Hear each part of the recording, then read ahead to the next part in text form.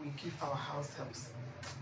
Oh, it breaks my heart at times when I see mothers that are well dressed, gorgeously dressed, going to church, leaders in the church at times, well respected people in the society, dedicated Muslims, religious people. You see them gorgeously dressed with gold, with everything, and their children, oh, sparkling clean. In fact, when you see them, you see that they smell money. But when you see their house help, the house helps, I don't know what goes on in our minds. The house help will just wear this Mary Amaka, wear this Alauza.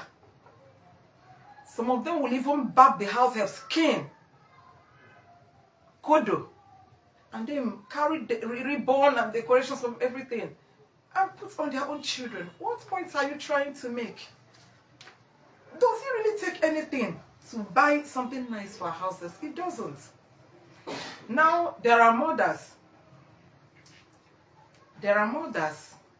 that when they are, no matter how you treat their children, you can never please them. No matter what you do, you can never please them. There are people like that. But they don't have to push us to the negative side.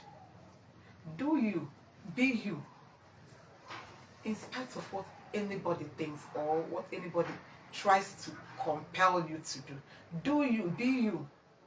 I remember when I got married newly, that first year, I was still pregnant.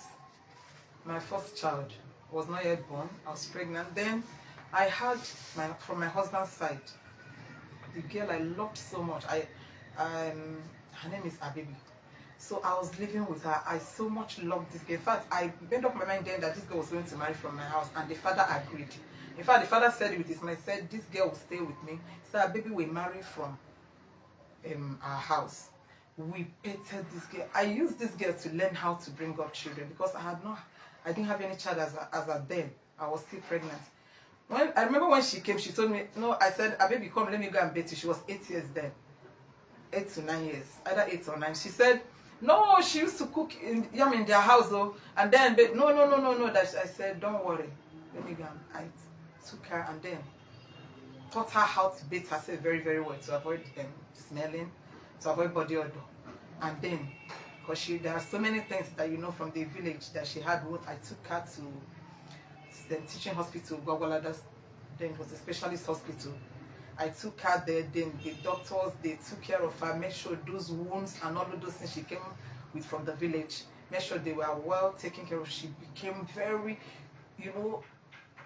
beautiful, gorgeous. I went to market, I bought things, jeans, fine clothes. I was just using her to practice how I was going to take care of my daughter.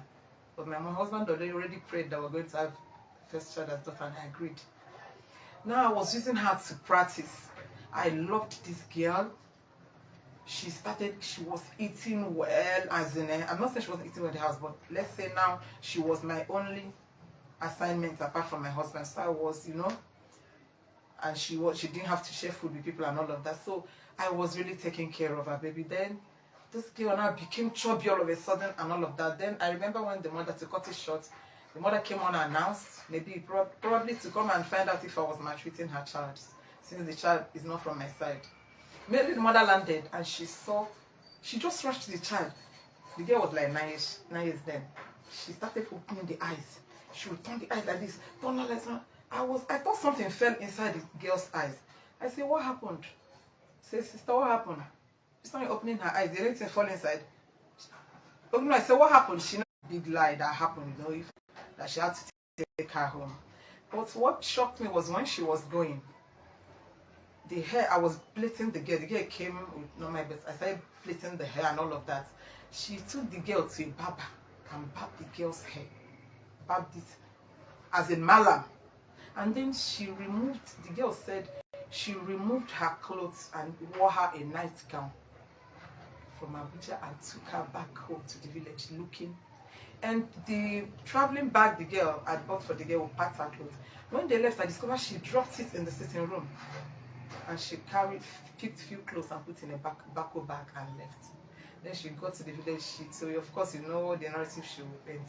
But I thank God that in my absence, people that knew me there then said, no, this one would not do this. In fact, my serious in my father-in-law then stood in my absence, defended that no. It was when they later found out the truth. They didn't even tell me what happened. It was when the truth came out. When I now, like I said, I now sent somebody, please, you're traveling to the village, carry the bag. Since the girl is not returning, carry her traveling bag. They forgot it. That was when I discovered that, see what they said the woman even did. Why am I narrating this later? You must have had your own stories. But that story didn't stop me from treating people nicely. She left. Then when I brought another one from my own side, I still treated that one. You understand? In fact, I remember that one was very stubborn. She would tell me, that she didn't like my place. I said, well, she said there's no fight. She said she needed a place that they will fight, you know, because in Onitsha there's always fight. That there's no fight here, that is dull. She doesn't like this kind of place, you know.